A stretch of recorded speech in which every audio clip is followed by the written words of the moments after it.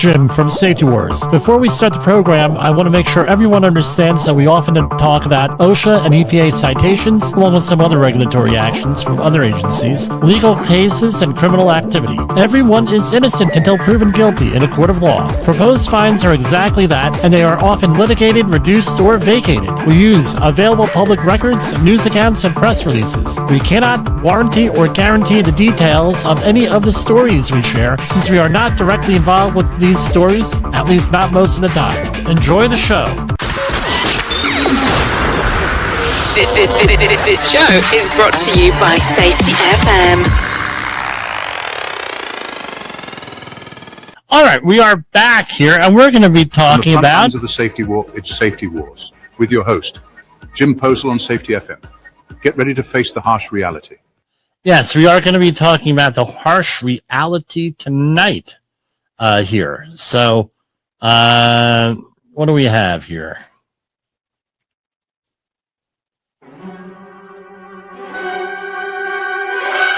We have some royalty-free music here.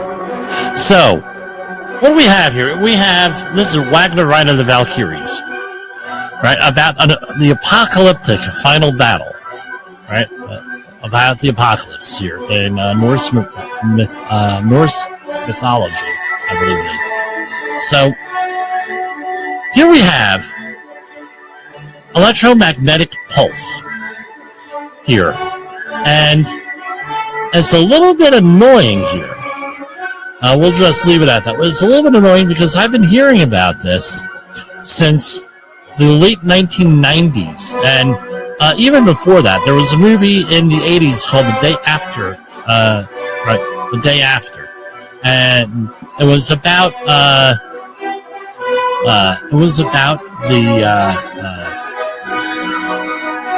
the Soviet Union, then Soviet Union, launching a nuclear war against the United States, the first strike. However, in the events leading up to it in the movie, there was a EMP attack on Soviet forces, aka the Warsaw Bloc, what they used to call back in the day, by an electromagnetic pulse that fried all their electronics, right, when they were coming across Europe. And it was the lead up to a 2-week lead up to a nuclear war, and everybody going nuts and haywire. And what happened was you had the Jason Robards character. He was played a doctor in Kansas City, I believe it was, and he was on the way home. And this EMP pulse came, and then a nuclear explosion, and when the EMP pulse went, all the cars shut off on the highway inside, the traffic jam, and then it went off. But basically, that was the first I heard of it. I've updated my knowledge over the years. When I came out with my book in 2012 on nuclear terrorism, we have a whole section in this. But here we have some updated information, and we have some historical information from here. So this was the most up-to-date stuff that I was able to find. It is from the U.S. Naval Institute, usni.org, by an article by Gunnery Sergeant Joshua E. Owen, U.S. Marine Corps. An EMP or solar incident could result in blackout warfare. Russia and China have the ability to destroy the U.S. power grid and degrade military capabilities with a non-kinetic first strike, not only through the electromagnetic effects of nuclear and non-nuclear weapons, but also by means such as cyber attacks. The sun can similarly destroy all parts of the system through a natural event. An EMP, electromagnetic pulse, is the electromagnetic radiation from a nuclear explosion caused by a Compton recoil electrons and photoelectrons from photons scattered in the materials of a nuclear device or surrounding medium. It can also be caused by non-nuclear weapons through their effects, though their effects are more geographically limited. The resulting electric and magnetic fields may couple with electrical or electronic systems to produce damaging current and voltage surges. Depending on the burst type, it can cause power spikes ranging from several hundred volts per meter up to more than 1 million volts per meter. Furthermore, it can cause a component system burnout and degradation and upset. A CME from the sun, or what we're hearing now is from interstellar events, right? So you can have a coronal mass ejection from, let's say, a supernova several light years away, and this would cause something serious here, as would be illustrated in Star Trek VI: The Undiscovered Country, when Praxis, the Klingon moon, blew up from over mining and environmental issues, and it blew up. It was the main power supply from the Klingon Empire, and it caused the Excelsior getting pummeled by, right? Anyway, I digress. But that's what we see in popular culture here.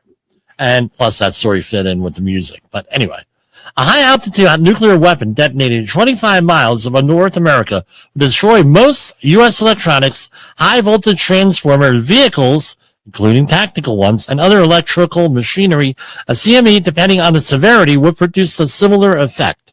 Current 99% of all military bases rely on the civilian electric grid. While many analysts consider a nuclear-generated EMP unlikely, it is not the only threat. Recent overflights of balloons from China have been at altitudes high enough to cause a nuclear EMP. I'll add this in if they choose to. And the late Dr. Vincent Pry was the executive director on the Task Force of National and Homeland Security, a congressional advisor dedicated to protecting the U.S. From EMP attacks, and I believe, like me, he was on Coast to Coast AM with that. But no, George Laurie, Coast to Coast AM, has been covering this for many, many years. Now, the report, now what happened in 2008, and I'm going to might go through this here. We'll see how this goes. In 2008, there was a report here issued, and it's pretty comprehensive here on EMPs, and this stuff was also released a book, which is, as far as I can tell, is not available on PDF download, but it might be somewhere. I just haven't been able to find it. The updated book was Blackout Warfare: Attacking the U.S. Electric Power Grid, a Revolution in Military Affairs. And I'm going to share with you, because I found it here. Right, and our tax dollars paid for this. So we have this here. So let me do a share screen.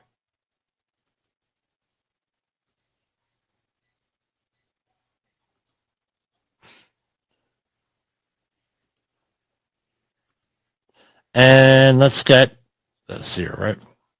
So this is from July 2017.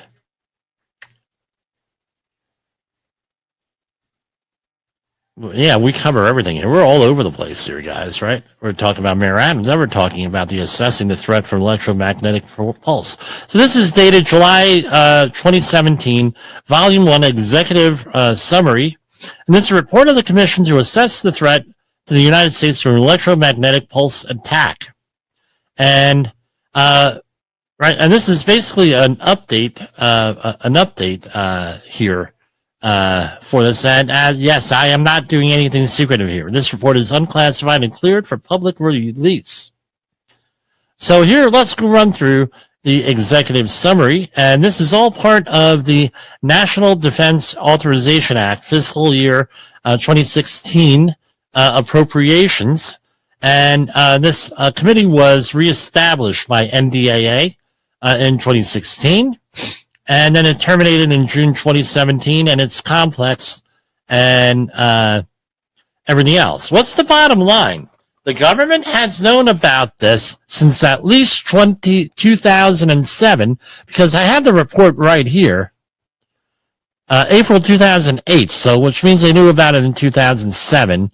The report, and 2017 was the most updated I could find here. The critical national infrastructure in the United States faces a present and continuing existential threat from combined arms warfare, including cyber and man-made electromagnetic pulse attack, as well as from EMP from solar superstorm. During the Cold War, the U.S. was primarily concerned about EM attack from the Soviet Union, and I am just going through this. This is like how many pages, Jimmy? 34-page report here. I'm not going to read all 34 pages on the air. Major efforts have been taken by the DoD to ensure the U.S. National Command Authority and U.S. strategic forces could survive and operate after an EM attack. However, no major efforts were thought necessary to protect critical national infrastructures, relying on a nuclear deterrence to protect them. In other words, mutual assured destruction. The development of small nuclear arsenals and long-range missiles by small, hostile, and potentially irrational adversaries, and the threat of a nuclear EMP attack against the U.S. becomes one of the few ways that such a country could inflict devastating damage to the United States. Right? So in these reports here, with this,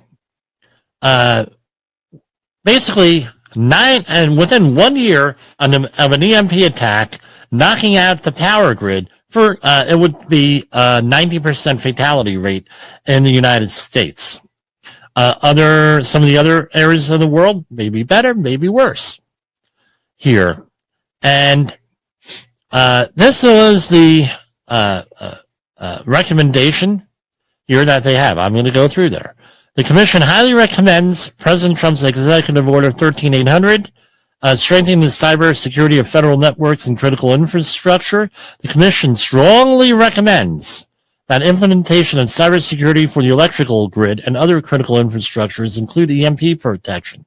The Commission encourages the President to work with everybody to achieve that goal. I'm paraphrasing here. All right, so that's number 3 they listed as. The Commission recommends that government agencies and industries adopt new standards to protect critical national infrastructures from damaging E3 EMP heave fields with more realistic standards of 85 volts per kilometer.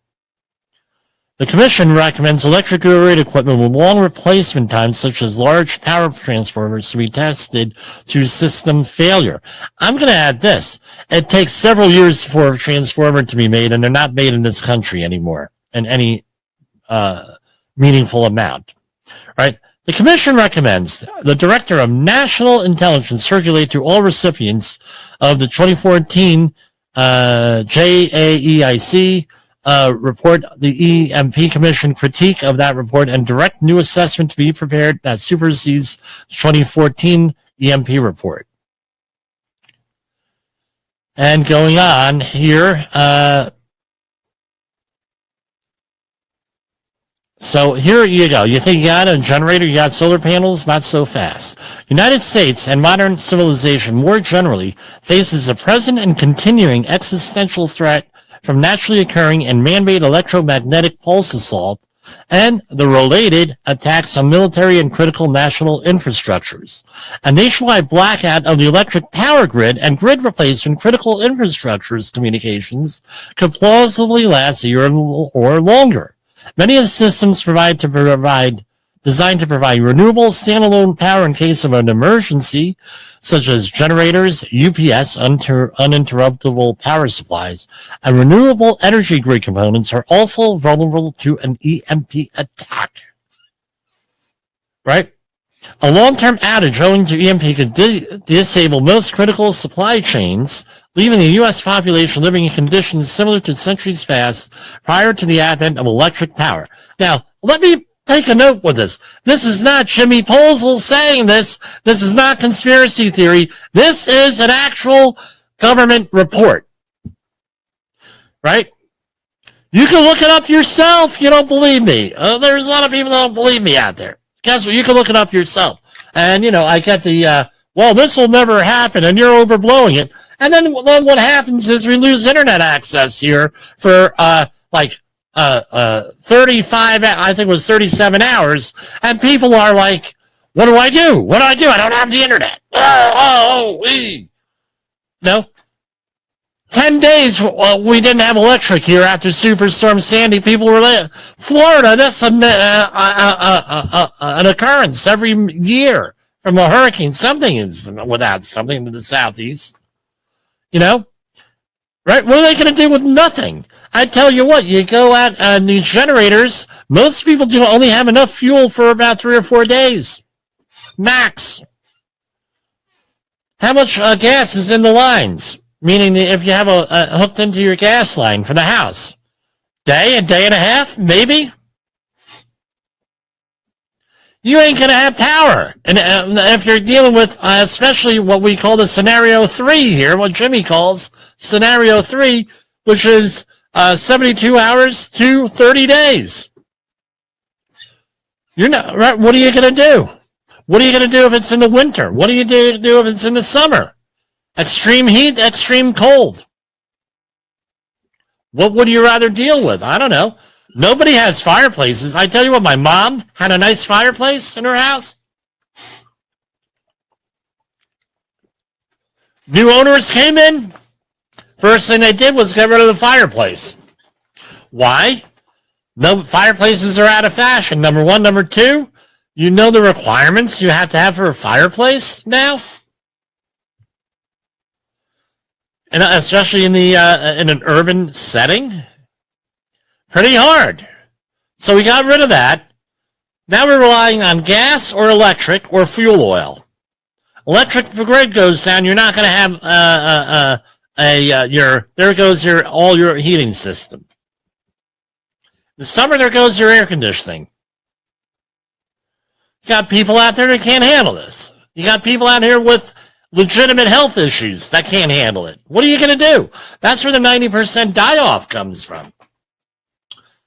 Just-in-time food delivery. Guess what? Now you have an issue. What are you going to do if you have food and your neighbor doesn't? And you advertise. You advertise that you have all this stuff set up. What are you going to do? You think they're just going to sit there with their family starving, cold? They're going to come over. Now comes the thing. Are you going to help them out or not? I would like to think I would help out my neighbors because we're community here and help out I would like to think that, but maybe not. No, maybe not everybody thinks that way, what I'm saying. Maybe they're not going to help you. Maybe your neighbors are going to gang up on you. Now what are you going to do? You got to have security.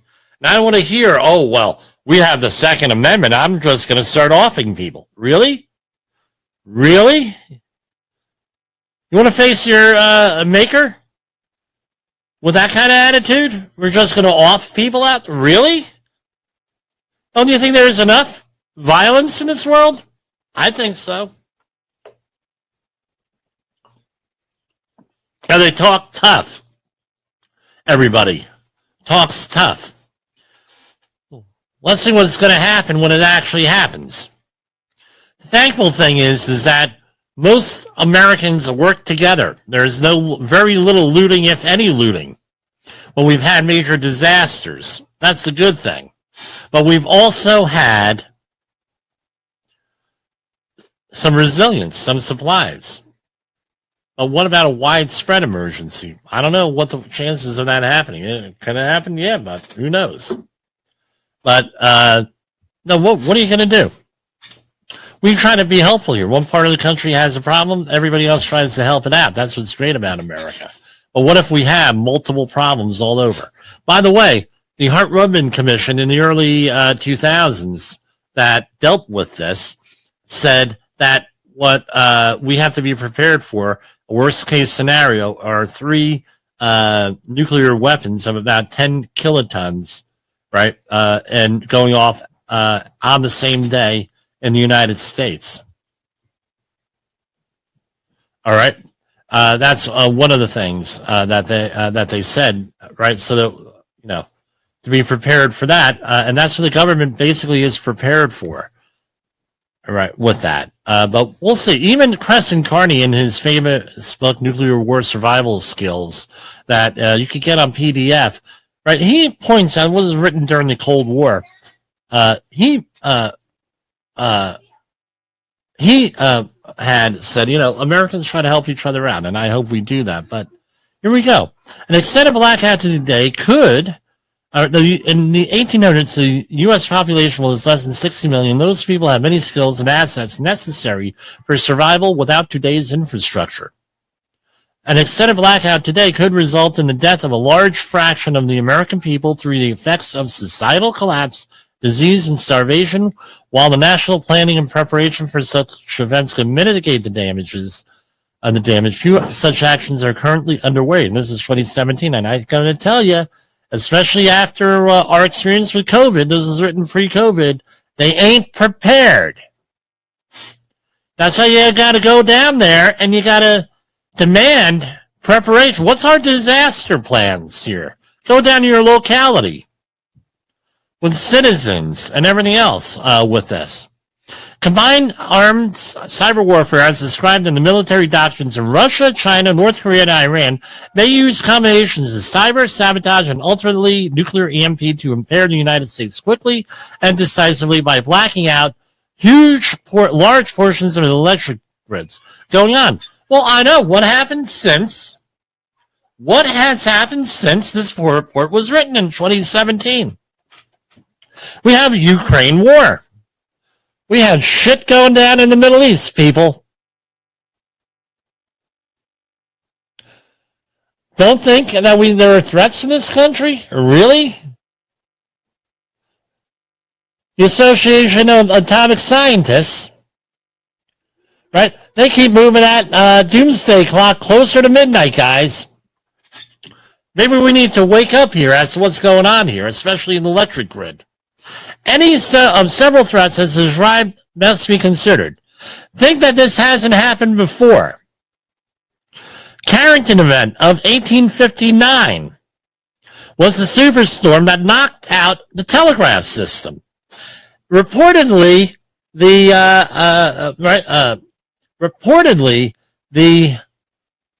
railroad tracks were glowing with this, heating up and glowing. 10 to 12% NASA, 10 to 12% for decades, something like that will happen again. Nuclear EMP attack might be confirmed. I got it right here on the screen. Check out the videos. Nuclear EMP attack might be conducted with only a single nuclear weapon detonated at a high altitude or a few weapons at several hundred kilometers. These can be delivered by satellite. Oh, guess what? It's a militarization of space. It's out there, dude. It's going. It's happening. By a wide variety of long and short range missiles, including cruise and anti-ship missiles, by a jet doing a zoom climb, or even by a high altitude balloon. We had balloons a couple of years ago, right? Some modes of attack can be executed relatively anonymously, thereby impairing deterrence. Russia, China, and North Korea now have the capability to conduct a nuclear EMP attack against the U.S. All have practiced or described contingency plans to do so, and that is footnote number 9. C. Army of Islamic Republic of Alarm Passive Defense Approach to Threat Center, and it goes on and on and on. Here, where that is, right? From Moscow and from North Korean, right? State news. Since then, we've had Iran with this stuff now.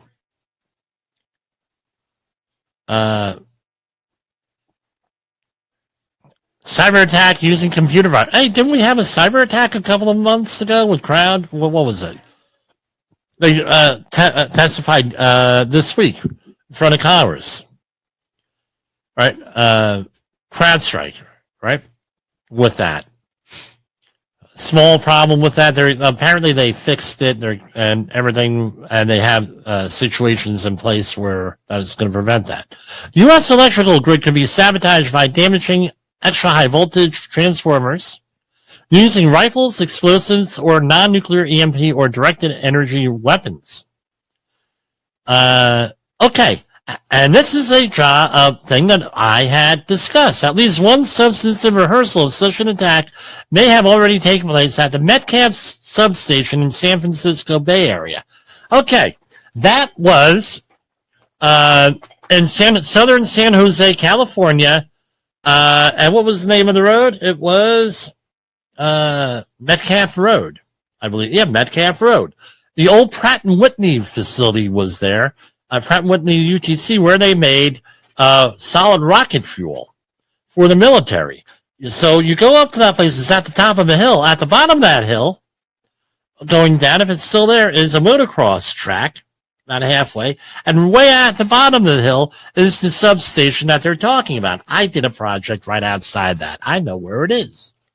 So that's why a lot of these substations now are being hardened a little bit with higher walls and some security. So because what happened was somebody took a shot, 50 caliber bullet, and the substation went down, and it took around 2 or 3 days, from what I recall, for that to go down. So this stuff is already happening here, guys.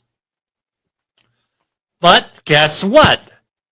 No one's talking about it. The only person to talk about it was President Trump when he was president, and he has not, to my knowledge, spoken about this during the campaign, and neither has President Joe Biden and Vice President Kamala Harris or Governor Walsh. No one's talking about this stuff. Really? A extinction level event. Right?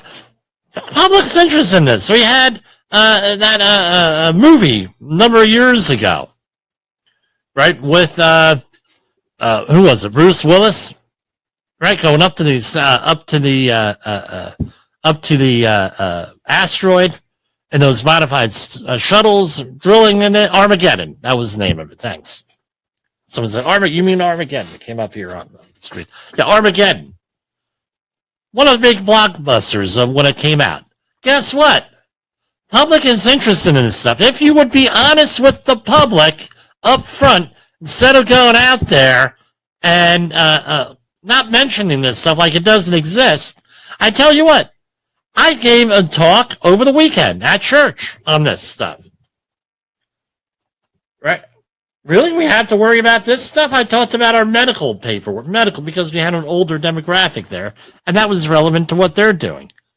Guess what? I talked about that. They were like, wow, we never consider that, even medical stuff. Imagine something like this. None of this stuff, and by the way, this is not all that you have to do is withhold arms shipments to some tin pot dictator for a year, and that pays for this whole thing. Yeah, I'm on a roll here. So I don't know. Tell me what you think. Am I overblowing this or not?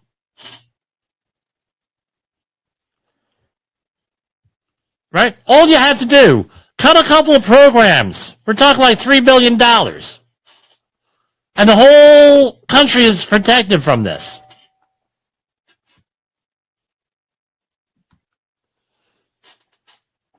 Really? Again, okay, so in 2001, I found out with the anthrax attacks, government was not ready for a pandemic. Working on the vaccine plant in Swiftwater, Pennsylvania, again, government not prepared. I went out, spread the word the best most I could. Guess what? Now I have a plan. No, I fell upon dead ears, and I wasn't the only one. Now I'm telling you again, this is an issue. Securing our power grid. Some of you here, this is the first time you're hearing about this. When a whole region like New York City goes without power, it's all consequences. It's mayhem. If Amarada Hess, right, and they got rid of their refinery, was not in Woodbridge, New Jersey, because they didn't want to upgrade the air permitting, the government wouldn't give them any leeway there.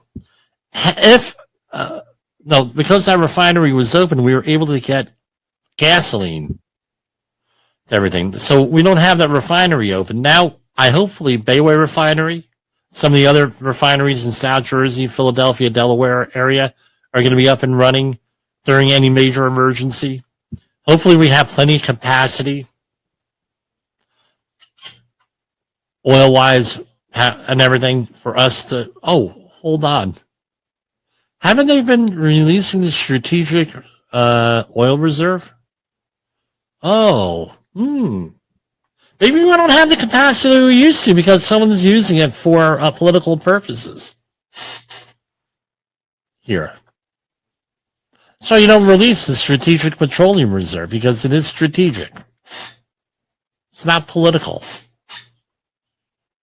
And now, even if they replenish what they released, now they're paying. Now, what's the price of oil now? I used to always release it on here. Price of oil. Here you go. Today, the price of oil, crude oil prices. Today, let's see what they are. 68.08. Brent crude at 71.02. Okay, so it's come down a lot from when we used to report it on it every day. But I tell you what, it's it is a thing out there. That's all I got tonight. Thanks for letting me rant and rave here. I'm going to do one more commercial, then we're going to cut into our outro. And I will see you, God willing, tomorrow. And nice, I got this off my chest here. The views and opinions expressed on this podcast are those of the host and its guest and do not necessarily reflect the official policy or position of the company. Examples of analysis discussed within this podcast are only examples. They should not be utilized in the real world as the only solution available, as they are based only on very limited and dated open source information. Assumptions made within this analysis are not reflective of the position of the company. No part of this podcast may be reproduced, stored in a retrieval system, or transmitted in any form or by any means, mechanical, electronic, recording, or otherwise, without prior written permission of the creator of the podcast, Jay Allen.